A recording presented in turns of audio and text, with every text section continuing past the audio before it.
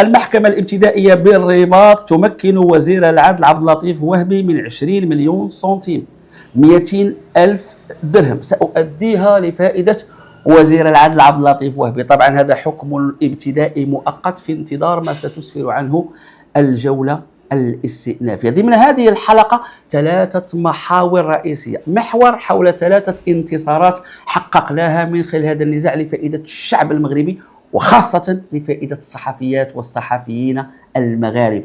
في محور ثاني سنتوقف عند الخروقات التي شابت هذه المحاكمة، وفي محور ثالث وأخير سنتوقف عند وسائل الإثبات. هل كانت هناك وسائل إثبات جدية أفضت إلى هذه الإدانة المغرضة، حملة اللا أخلاقية اليوم التي تستهدف الزميل الصحفي المحترم حسن المولوع. حسن المولوع اليوم ينهش شرفه وينهش عرضه على رؤوس الأشهاد. كل التضامن مع الزميل المحترم حسن المولوع، وكل التضامن أيضا مع الزميل الصحفي المحترم أكون له كذلك تقدير كبير جدا الزميل محمد خجلي اللي كمر من واحد الوعكة الصحية. الله يشافيك السي محمد. وكل التضامن، كل التضامن أيضا مع الأستاذ المحامي الحبيب حجي. الحبيب حجي اليوم مطلوب رأسه حسب ما يروج من خلال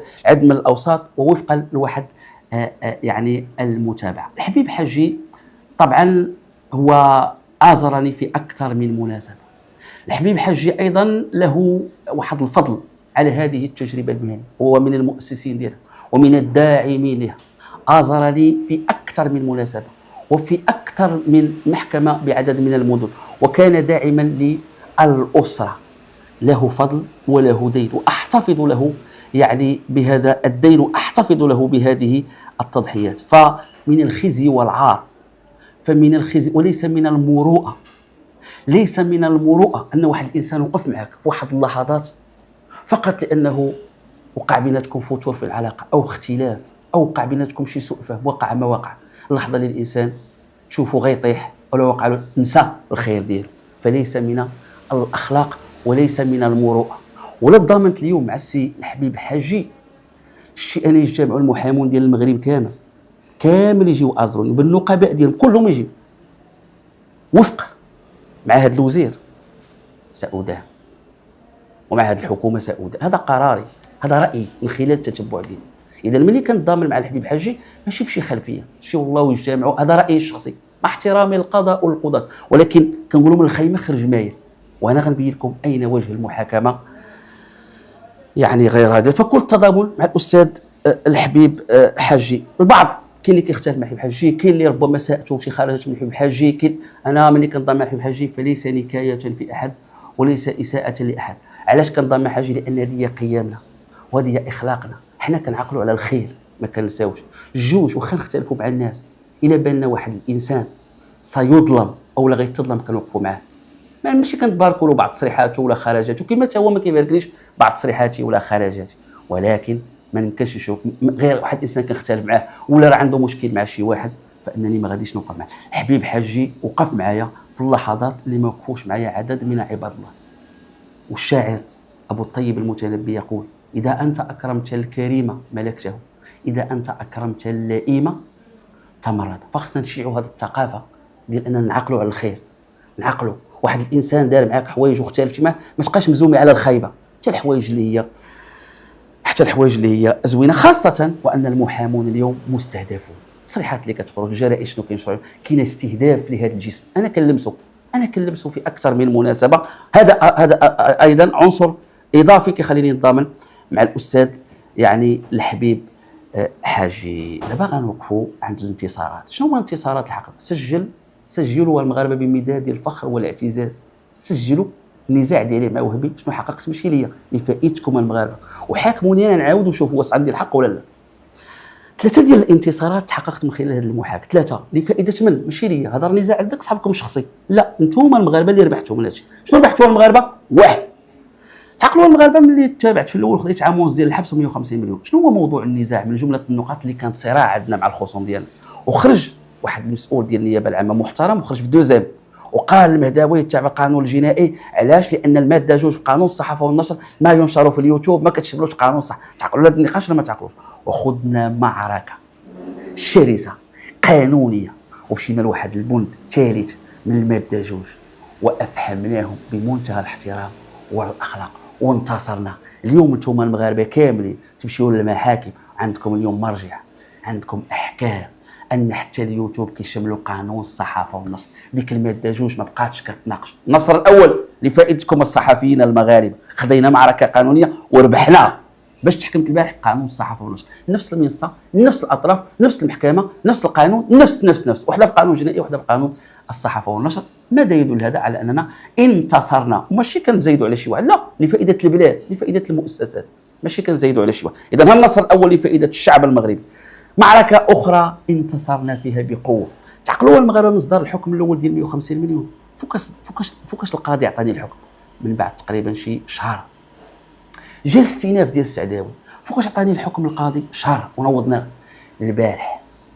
وسجل يا تاريخ، القاضي نطق بالحكم، هو الحكم نطق بالحكم، هو محرم صاوبو مقادو التزاما والماده 15. ديك الماده 15 اللي ترافعت فيها وناقشها، ها انا انتزعتها. خرج الحكم قبل ما ينطق. اذا هذا نصر ولا ماشي نصر؟ النصر الثالث والتاريخي والابدي. وانا كنتفكر بعض الصحفيين البارح اللي جالسين اولا كاين صحفيات وصحفيين اشكرهم، كاين زملاء محترمين، كاين مواقع الكترونيه محترمه، ولكن واحد القله ومعروفه الفلك اللي كدور فيه حاولت النيل منه. رغم انني انا خدت معركه، هو هذوك اللي كيسبوني الصحفيين يمشيو للمحاكم، عطيتهم. اليوم انتصرنا حنا والمحامون وحنا والشرفاء، انتصرنا لفائده الصحفي. فين انتصرت يا المهداوي؟ تعقلوا شنو كان النقاش مع عبد اللطيف وهبي؟ كان يقول لي موضوع الضرائب هذاك اولا موضوع علاقه ولا هذاك نقاش بيني وبين الموكل ما تدخلش به. ما يتعلق بالمحامي والموكل ديالو كان السيد الوزير يعتبره شأن خاص وحياة خاصة، لا حق للصحفي أن يخوض في هذا الموضوع. واش تعقلوا ولا ما تعقلوش؟ انتزعنا هذا الحق. اليوم عندكم مرجع، اليوم عندنا حكم. شنو قالت المحكمة؟ سمعوا المغاربة لفائدة الشعب المغربي. قالت المحكمة: وحيث لم تشر النيابة العامة بصك المتابعة بالاستدعاء المباشر للفصول المضمن بها العقوبات عن الفعل المذكور، وهي المادة 85 فقرتين المتعلقتين بالسب والقذف من نفس القانون، كما أنه بتفحص المحكمة لمضمون الشريط المصور بمنصة اليوتيوب موضوع المتابعة وإسقاط تعريف الجنحة المنصوص عليه بالمادة 89 على ادعاء ارتكاب مشتكي للتهرب ضريبي بعدم أداء كامل الرسوم القضائية عن ملف معين، تبين لها أن العبارة المذكورة لها علاقة وثيقة واش بالحياة الخاصة؟ لا، بالحياة العامة، وبتدبير المشتكي للشأن العام باعتباره وزير العدل، كما أن الشريط جاء خاليا من أي تعبير أو عبارة تهدف للمس بالحياة الخاصة. يا الله، شي غير هادي أنا 20 مليون 40 مليون دي هادي المغاربة كاملين اليوم يستافدوا منها. اليوم ما يقدرش شي مسؤول مغربي يتناقش مع الضرائب ويقول لك اخويا حياه خاصه. وجيت قدام المحكمه وعرضت على المحكمه شنو كيقول القضاء الدفاع ديالنا، شنو كيقول القضاء المصري، اش كتقول المحكمه الاوروبيه، المحكمه العليا الامريكيه، كل المحاكم في العالم كله تعتبر بان الضرائب شان عام ماشي شان خاص. وشنو قلت للمحكمه؟ عززتها بواحد الفكره، قلت له السيد الرئيس، قلت له الهبه، هذيك الهبه السيد الوزير اللي عطى الزوجه ديالو لو كان قلت له شأن خاص، علاش يجي ليه سبريس ويدير حلقه؟ ولا غدا مشى عند كيفاش عند الموقع ديال الشرعي، ياك شأن خاص شغلكم، ما يهضر حتى مع واحد. علاش جا كيبرر؟ علاش اثارت جدل؟ ياك شأن خاص بينه وبين، لانه كان تما واحد النقاش يعطي الزوجه ديالو الفاضله الله يخليها له والله يطول في عمرها، ما كاين مشكل، ولكن كاين واحد الحق ديال الدوله خاصك تصرح بذاك العقار حقيقي، لان الدوله كل ما هبطتي القيمه ديال العقار الدوله كتاخذ عشويه، كل ما صرحتي بالقيمه ديال السوق ديال العقار الدوله اذا كاينه طرف الدوله، كاينه خزينه ديال الدوله. فالرئيس اعتبر النقاش ديال الضرائب يدخل في اطار الشأن العام، في اطار الشأن العام. هذا المغاربه مكسب ولا ماشي مكسب؟ واش هذا مكسب ولا ماشي مكسب؟ اذا هذه ثلاثه مكاسب مهمه لفائده الشعب المغربي. أنا أقول لكم لم أمتع بمحاكمة عادلة. كيفاش لم أمتع بمحاكمة عادلة؟ أمشيو المادة الأولى من قانون المسطرة الجنائية، ضمانات المحاكمة العادلة. شنو هي باش الإنسان كل الأشخاص متساوون أمام القضاء ويحاكمون في أجل معقول من قبل محكمة مشكلة طبقا للقانون توفر الأطراف ضمانات المحاكمة العادلة وتحترم في كل مراحل حقوق الدفاع. واش كنت متساوي مع وزير العدل؟ واش الطرف المشتكي متساوي مع المغاربه؟ ابدا، علما ان الفصل الاول من الدستور شنو تيقول؟ جميع المغاربه متساوون، بما فيهم عبد اللطيف وهبي، بما فيهم السلطات العموميه. عبد اللطيف وهبي راه سلطه، راه وزير وعدل، راه عضو سلطه التنفيذيه. واش كاين عبد اللطيف وهبي في هذه المحاكمه واش بحاله بحال المغاربه؟ ابدا. انتم المغاربه سيروا حطوا شكايه، ولا ما جيش اكدتي الشكايه اش كدير لك النيابه؟ الحفظ لعدم تاكيد الشكايه. وزير العدل لم يؤكد هذه الشكايه، ولم يتم الاستماع اليه، ولم يتم البحث معه في هذه الشكايه. اذا تم خرق هذه الماده. يخضع الاشخاص الموجودون في وضعيه مماثله ومتابعون من اجل نفس الافعال لنفس القواعد القانونيه. يسهر القضاء على ضمان حقوق الضحايا والمشرفين والمتهمين والمحكوم عليهم على حد سواء، وحمايه الشهود والخبراء والمبلغين. شيرمان كلارك هذا استاذ جامعي فقيه في القانون امريكي، وانا ما بغيتش نستعمل العبارات اللي بيستعمل هو في المقال ديالو. انا نشر لكم المقال ديالو ماذا يقول. تيقول الشخص اللي كيتهم شي شخص المشتكي ولا الضحيه الا ما جاش واجو، هو قال عبارات قاسيه، وانا خفت الوزير يقول لك عاوتاني عبارات قاسيه. ملخص هذا الكتاب وغنشرو لكم، قال لك حق المواجهه في المحاكمه الجنائيه لا يهدف فقط الى اختبار صدقيه الشهود، بل يفرض ايضا التزاما اخلاقيا على من يوجه الاتهام بان يواجه المتهم وجها لوجه، ويعتبر ان السماح بالاتهام من وراء الستار او في غياب المواجهه المباشره يتعارض مع قيم الشجاعه والمسؤوليه التي ينبغي ان تحكم عمليه اتهام شخص قد تسلب حريته بناء على تلك الشهاده. بناء على تلك الشهاده المواجهه حق من حقوق ديال المتهم. الشهيد ولا الاطراف ولا الخبير ولا الطبيب، اي شخص ادلى بشهاده، الخبير راه شهاده. هذاك المتهم اللي هذاك المشتكي راه كيتهمك، راه هي شهاده يشهد. دابا حنا عندنا في المغرب الشهاده هو ذاك الشيء، لا، راه حتى الخبير شهيد، الطبيب كل من ساهم ضمن وثائق الملف يعتبر شهيد. خاصو يجي يواجه. انت خبير، خرجت هذه الخبره، تعال واجهني بهذه الخبره كيفاش وصلتي لها. انت واحد المتهم، انت واحد المشتكي، كتقول درت لك ودرت لك، تعال سولني باش تاخذ الادانه، وانا غنسولك باش ناخذ البراءه. ما يمكنش نجي غير بوحدي. اذا حرمت من حق المواجهه. اذا ضرب مبدا المساواه مع المغاربه، ما جاش اكد شكايته بحال المغاربه، مستحق ديال المواجهه اللي هو حق من حقوق المحاكمه العادله على الصعيد الدولي. ثم خرقت يعني المحاكمه العادله على صعيد واحد المبدا اللي هو المبدا الاول في قانون المصالح الجنائيه اللي كيقول الشك يفسر لفائده المتهم. اليوم خلال هذه المحاكمه وانتم غتشوفوا الشك يفسر لفائده وزير العدل للمشتكي، لا يفسر لفائده يعني المتهم، علما ان الماده واضحه. الشك يفسر لفائده المتهم. ثم مست المحاكمه العادله في مبدا اخر هو قرينه البراءه، واقوى دليل هو هذا المقطع، مست قرينه براءتي. علاش؟ واعطيت الكلمه للسيد ممثل النيابه العامه فالتمس الادانه. هذه الجمله هذه كافيه انها خرقت مبدا قرينه البراءه. علاش؟ لان قرينه البراءه هي الاصل. قرينه البراءه انا ما نهضرش، انا بريء. انت درتي البحث وجهتي لي واحد الاتهام بناء على واحد البحث، خاصك تجي وتدافع على القرار ديالك. الشيء اللي ما جيتيش دافعتي وخليتي لي انا ندافع، مسيتي قرينه البراءه، انتهكتي قرينه لانك كتهضرني.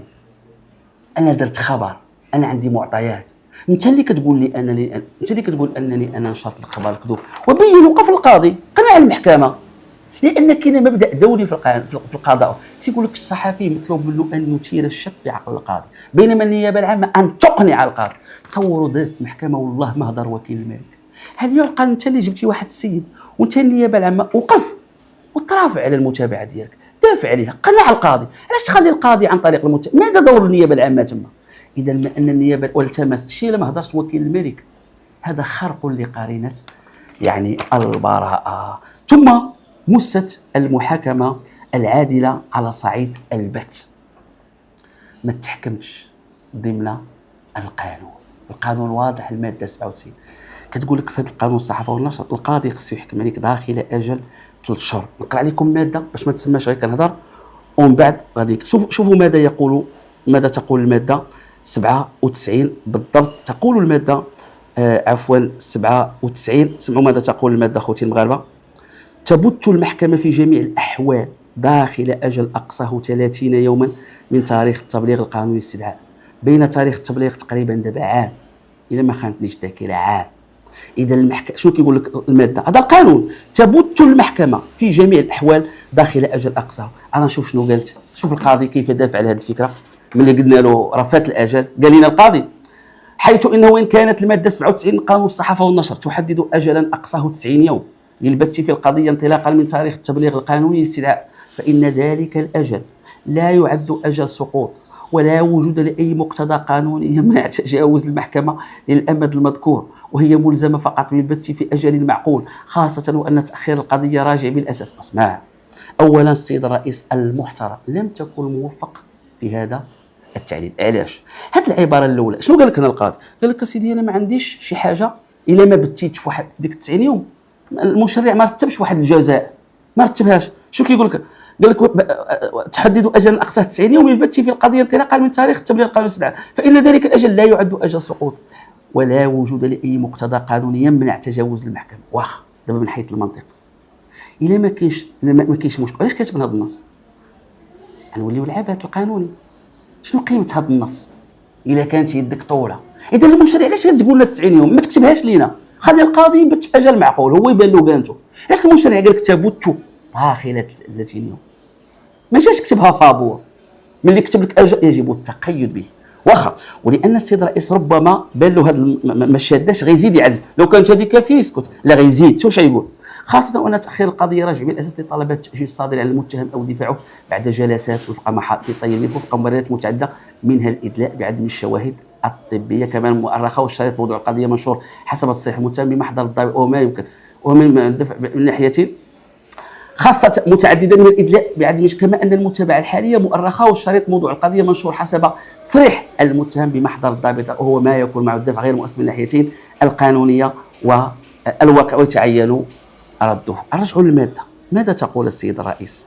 بالحرف: تبت المحكمة في جميع الأحوال.